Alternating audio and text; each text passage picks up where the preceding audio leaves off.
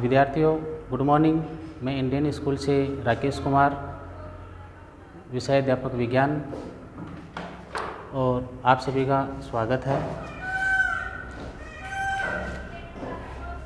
जैसे हम सभी जानते हैं कि हमारा शरीर, सभी सजीवों का शरीर कोशिकाओं से बना हुआ होता है, यानी कोशिका शरीर की संरचनात्मक व क्रियात्मक इकाई होती है। संरचनात्मक इकाई का मतलब सजीवों के शरीर का निर्माण, और क्रियात्मक इकाई का मतलब है कि कोशिकाओं द्वारा शरीर के अंदर होने वाली विभिन्न प्रकार की क्रियाएं संपन्न होती है। एक ही प्रकार की कोशिकाएं मिलकर ऊतक बनाती है, ऊतक मिलकर के अंग बनाती है, और अंग मिलकर के तंत्र बनाती है, और विभिन्न प्रकार के तंत्र मिलकर के शरीर का निर्माण करती है। ये जो विभिन्न प्रकार के तंत्र हैं, इन तंत्रों के बारे में हम इस अध्याय में, दूसरे अध्याय में हम इसमें पढ़ेंगे। इसका दूसरे अध्याय का नाम है मानव तंत्र। मानव तंत्र के अंदर हम पाचन तंत्र है, श्वसन तंत्र है, परिसंचरण तंत्र है, उत्सर्जन तंत्र है, तंत्रिका तंत्र है और अंतःस्रावी तंत्र है, इनके बारे में पढ़ेंगे। सबसे पहले इसमें है पाचन तंत्र। पाचन तंत्र में सबसे पहले पाचन किसे कहते हैं ये पता होना चाहिए। तो जटिल एवं अघुलनशील भोज्य पदार्थ है,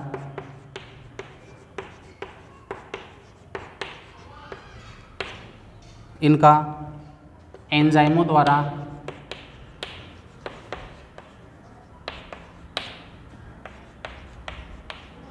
सरल व घुलनशील पदार्थों में परिवर्तित होना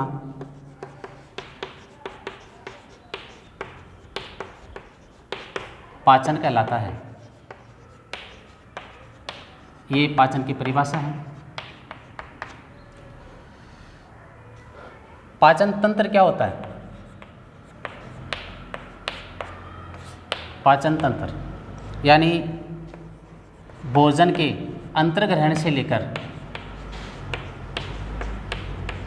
अंतर्ग्रहण का मतलब है भोजन को ग्रहण करना, भोजन के अंतर्ग्रहण से लेकर मल त्याग तक यानी उत्सर्जन तक विभिन्न अंग व ग्रंथियां मिलकर सामंजस्य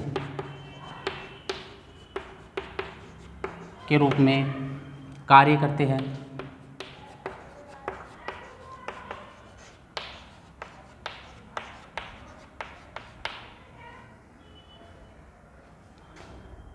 पाचन तंत्र कहलाता है।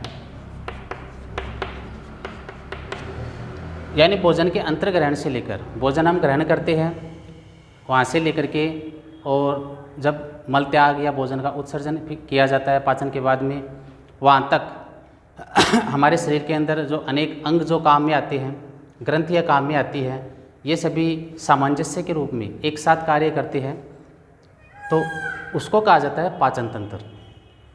विभिन्न अंग है, जैसे मुखगुहा, ग्रसनी, ग्रासनली, आमाशय, छोटे आंत, बड़ी आंत, ये अंग है। और ग्रंथियाँ, लार ग्रंथियाँ है, अग्नाशय ग्रंथि है, यकृत है, ये सभी मिलकर के कार्य करते हैं, तो वो कहलाता है पाचन तंत्र। पाचन तंत्र के प्रमुख अंग, पाचन तंत्र के कौन कौन से अंग हैं? सबसे पहले इसमें है मुख गुहा, मुख एवं मुख गुहा, फिर है ग्रसनी, इसके बाद में है तीसरा ग्रासनाल या भोजन नली, ग्रास नली, फिर है आमाशय, छोटी आंत जिसके 3 भाग होते हैं, ग्रहणी, अग्र क्षुद्रांतर व क्षुद्रांतर, और फिर है बड़ी आंत। इसके भी 3 भाग हैं, सीकम, कोलन और रेक्टम, यानी अंधनाल, बृहदांतर व मलाशय।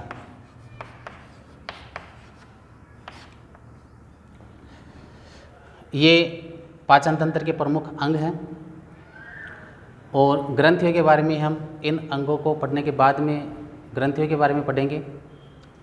सबसे पहले इसमें है मुख एवं मुख गुहा। मुख एवं मुख गुहा में हम जीभ, दांत, इनके बारे में पढ़ेंगे। जीभ के कार्य क्या है, दांत कितने प्रकार के होते हैं, कौन कौन से हैं, उनके कार्य क्या है, इन सभी के बारे में हम इसमें पढ़ेंगे। तो सबसे पहले है मुख गुहा, 1 नंबर वाला है मुख एवं मुख गुहा।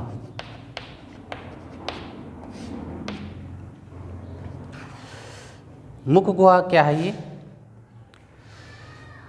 आहारनाल का अग्रभाग है जो मुख से प्रारंभ होता है। इसमें ऊपर की ओर कठोर और नीचे की ओर कोमल तालु पाए जाते हैं। इसमें जीवा या जीभ है, ये एक विशेष संरचना है जिसको हम कहते हैं जिह्वा फ्रेनुलम। जिह्वा फ्रेनुलम, इसके द्वारा ये आधार भाग से जुड़ी हुई रहती है। जीभ के कार्य ध्यान रखना। इसमें जीभ के कार्य क्या है?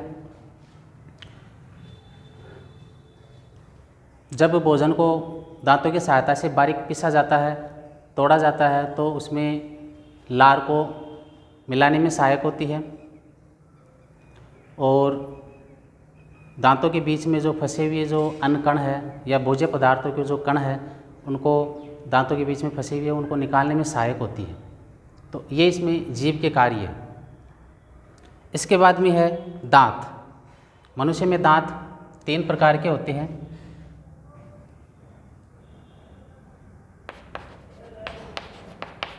द्विबारदंती,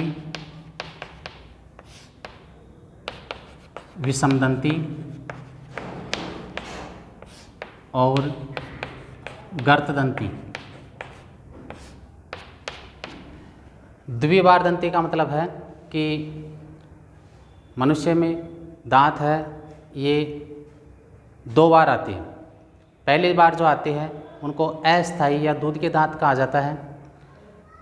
उसके पश्चात उनके टूटने के बाद में उनकी जगह स्थायी दांत आते हैं। लगभग 8 वर्ष की ये उम्र तक अस्थायी दांत है वो टूट करके और स्थायी दांत है वो आ जाते हैं। इसके बाद में है विषमदंती।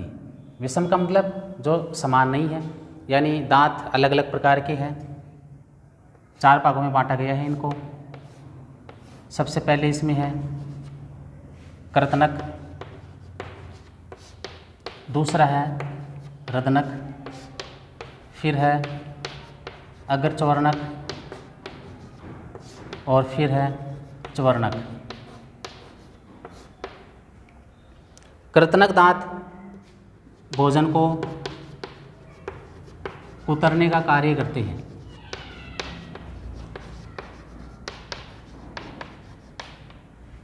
जैसे चूहे, गिलहरी, खरगोश, इनमें जो दांत होते हैं, आगे के जो बड़े दांत दिखाई देते हैं वो कृतनक होते हैं जो कुतरने का कार्य करते हैं। इसके बाद में है रदनक। ये भोजन को चीरने फाड़ने का कार्य करते हैं।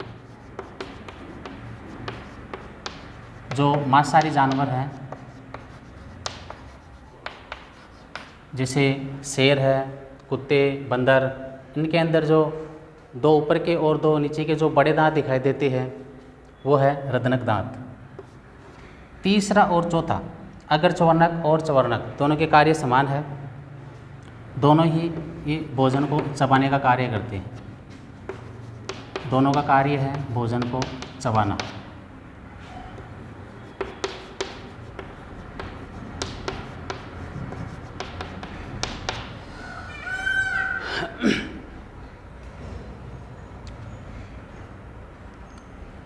मनुष्य में दांतों की संख्या सभी जानते हैं 32 होती है, यानी एक जिसे दंत सूत्र कहा गया है, उस दंत सूत्र के द्वारा ये संख्या हम बताते हैं। किस प्रकार से है? मानव दंत सूत्र,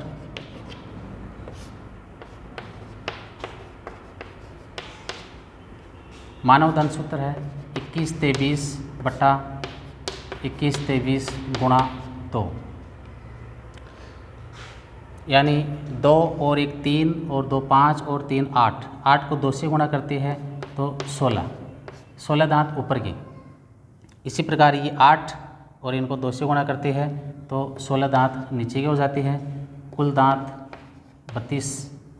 ये मानव दंत सूत्र है 21-23/21-23।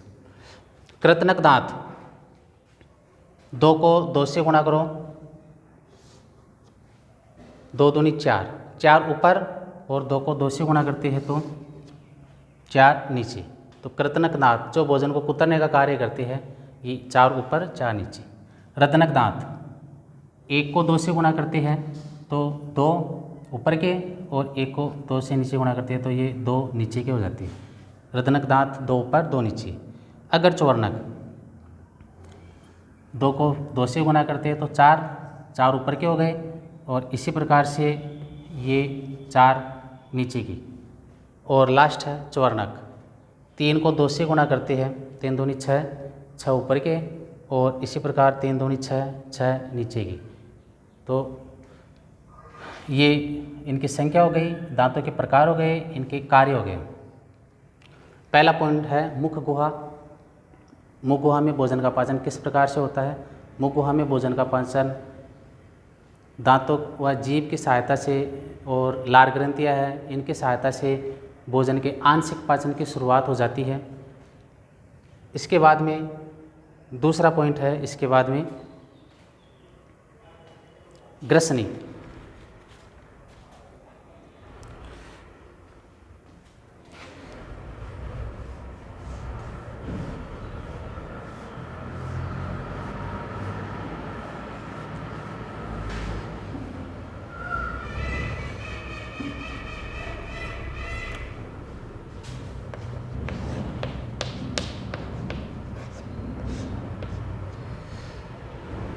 जिह्वा वह जो तालु है, इनका जो पश भाग है, पिछले भाग, इसमें कूपीनुमा संरचना होती है, वो कहलाती है ग्रसनी। और ग्रसनी से होकर भोजन है, ये भोजन नली द्वारा भोजन नली के अंदर और श्वास नली है उसके अंदर वायु प्रवेश करती है। तो भोजन को भोजन नली में ही ये जाने देता है, ये भाग भोजन को श्वास नली में जाने से रोकता है। इसमें एक विशेष प्रकार की संरचना एपिग्लांटिस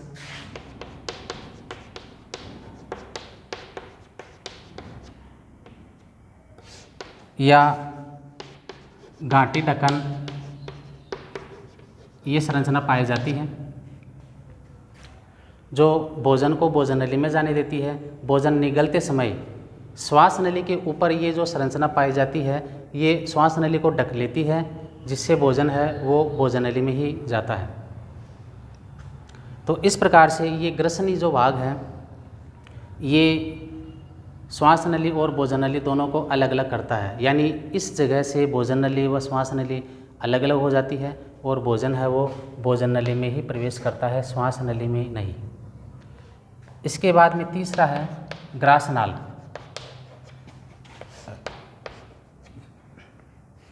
ग्रासनाल, ग्रास नली या भोजन नली भी कहा जाता है इसे। मुख गुहा ग्रसनी का जो भाग है, ग्रसनी से प्रारंभ होकर के ये, पश भाग से प्रारंभ होकर के ये और अमाशय तक की एक लंबी नलिकाकार संरचना होती है, वो कहलाती है ग्रासनाल। इसकी लंबाई होती है लगभग 25 सेंटीमीटर। और इसके भी कुछ कार्य हैं ग्रासनली के। इसमें जो इसकी ग्रंथियों से जो श्लेष्मा स्रावित होता है, ये श्लेष्मा इस ग्रासनाल को नम या लसलसा बनाए रखता है, जिससे भोजन निगलने में सुविधा रहती है। भोजन को क्रमाकुंचन गति प्रदान करता है, जिससे भोजन है ये धीरे धीरे आगे धकेलता रहता है। और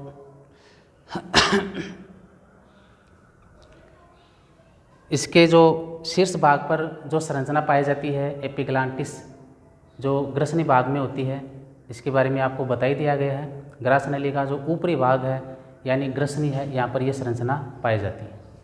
ग्रासनाल के बाद में है अमाशय।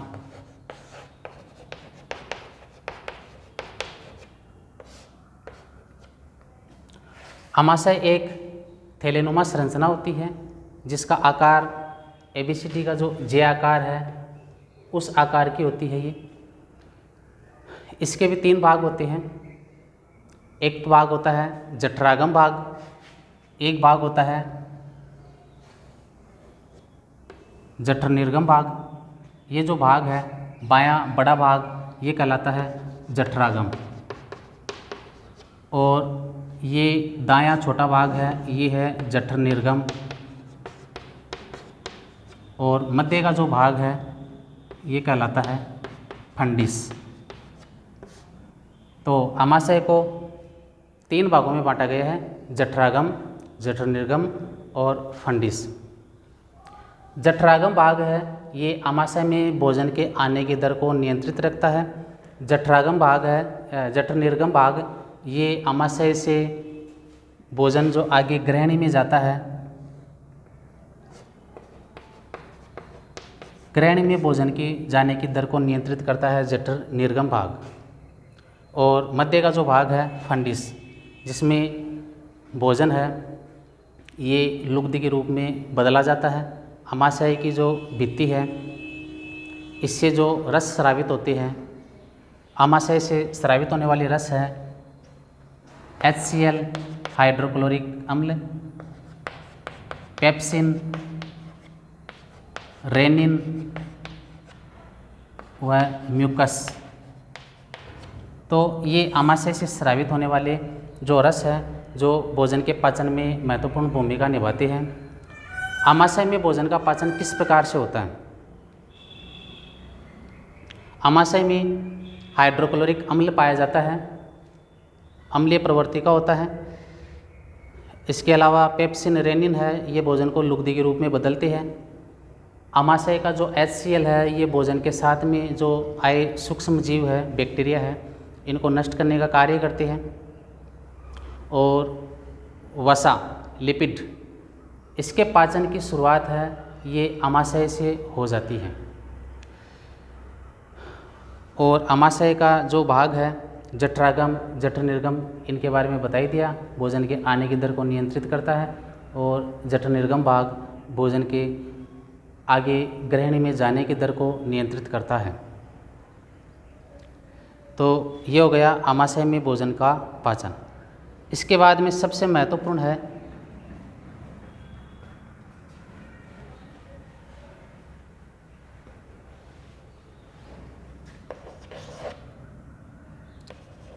छोटी आंत।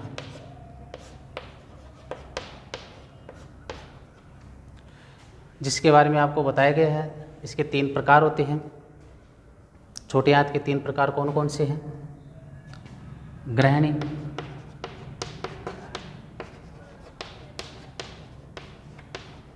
अगर क्षुद्रांतर और क्षुद्रांतर।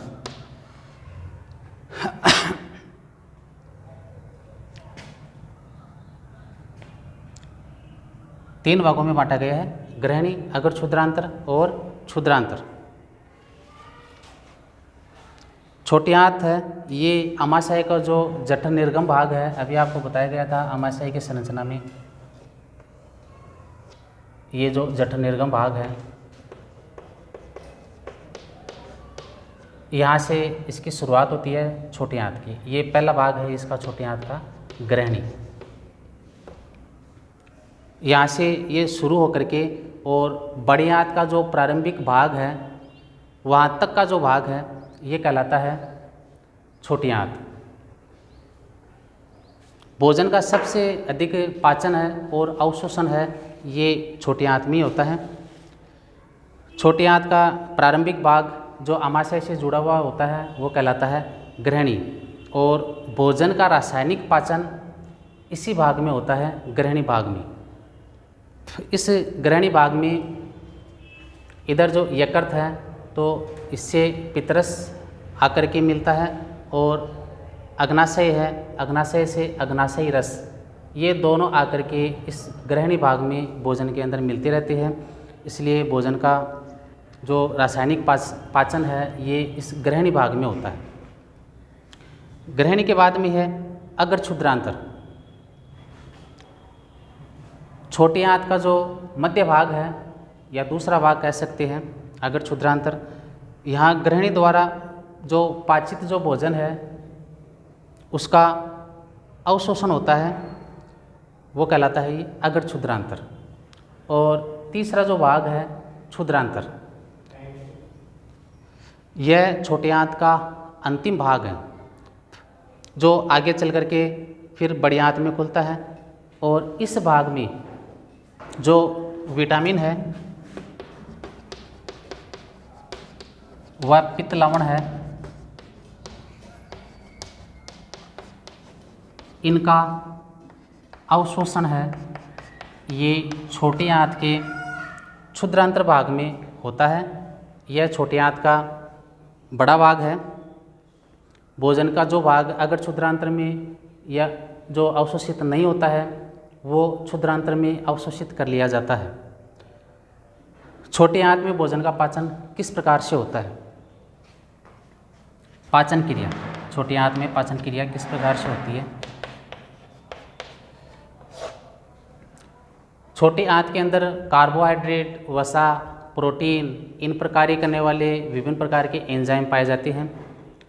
कार्बोहाइड्रेट पर कार्य करने वाले एंजाइम है माल्टेज, लैक्टेज, सुक्रेज, ये पाए जाते हैं। वसा पर कार्य करने वाला एंजाइम लाइपेज, और प्रोटीन पर कार्य करने वाले एंजाइम ट्रिप्सिन व काइमोट्रिप्सिन एंजाइम पाए जाते हैं। तो छोटी आंत के अंदर पाचन क्रिया में जो कार्बोहाइड्रेट है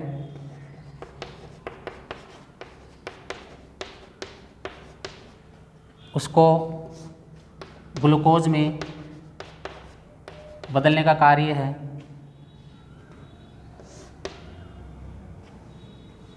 ये करते हैं एंजाइम, वो है माल्टेज।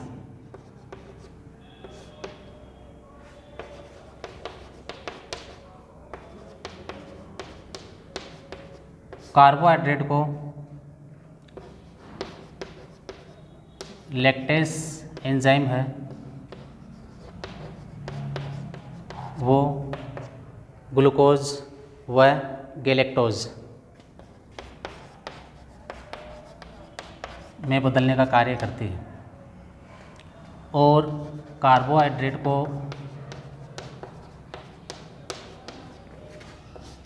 सुक्रेस एंजाइम है, सुक्रेज, ये ग्लूकोज व फ्रुक्टोज में बदलने का कार्य करते हैं। तो ये कार्बोहाइड्रेट का पाचन। इसके बाद में है वसा। वसा को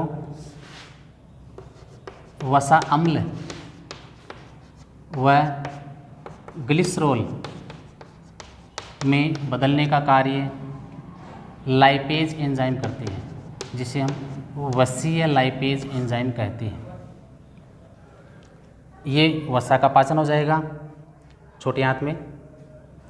कार्बोहाइड्रेट, वसा और इसके बाद में है प्रोटीन। प्रोटीन पर कार्य करने वाले एंजाइम ट्रिप्सिन व काइमोट्रिप्सिन है, जो प्रोटीन को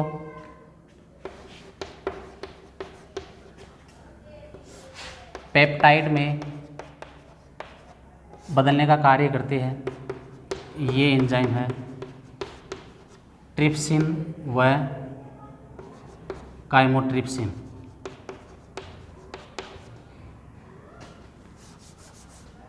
ट्रिप्सिन व काइमोट्रिप्सिन।